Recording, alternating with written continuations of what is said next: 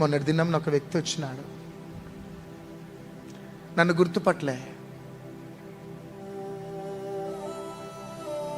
నేనా నన్ను గుర్తుపట్టినా? బ్రదర్ బాగున్నారా అని అడిగినా. నేనెట్లా తెలుసు సార్ నీకు అంటే, తెలుసు 25 సంవత్సరాల క్రితం నిన్ను నేను కలిసిన. అట్లనా సార్ నన్ను కలిసిండ్రా? ఏ సందర్భంగా కలిసిండ్రంటే, నాకు ఒక జీప్ ఉండేది. ఆ జీప్ ఎప్పుడు పంచర్ అవుతుండేది.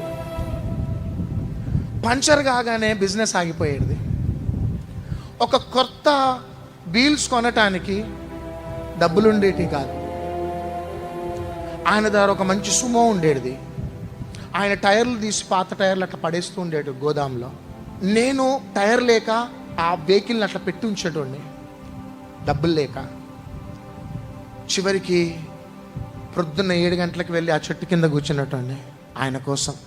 ఎవరో బాబు వచ్చిండు, పాత టైర్లు ఉంటే అమ్ముతే కొనుక్కుంటానికి వచ్చిండు, 2 టైర్లు కావాలట. అంటే కూర్చోమనయా ఆయనని, కూర్చోమను ఆయనని, ఎందుకు తొందర కూర్చోమను అని అంటా ఉంటే నాకు వినబడేటి.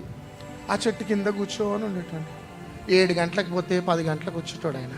ఏంది బాబు ఏంటిది అంటే, ఏమన్నా పాత టైర్లు ఉంటే ఇస్తే నేను కొనుక్కుంటా అంటే, టైర్లు కొనుక్కొని నువ్వు ఎందుకయ్యా నువ్వు జీపు కొన్నది అని భయంకరంగా చడామేడా తిట్టి, అక్కడ గోదాములు ఉంటే తీసుకొని పో అని డబ్బులు తీసుకునేటాడు. ఆ వీల్స్ తెచ్చి నా జీప్కి ఫిక్స్ చేసి మరలా పంపేవాడిని. ఆ వ్యక్తి మొన్న తన కుటుంబంతో పాటు శనివారం వచ్చిండు. మా భార్యకి బాగలేదండి, ప్రార్థన చేయరా అని వచ్చినాడు. అప్పుడు ఆయన చూసి నా టైర్లు గుర్తుకొస్తున్నాయి, నా చెట్టు కింద కూర్చున్నది గుర్తుకొస్తుంది. అప్పుడు నేనన్నా, 27 సంవత్సరాల క్రితం ఒక చెట్టు కింద ఒక యవనస్తుడు కూర్చున్నాడు చూడు, ఆ యవనస్తుడిని నేనే.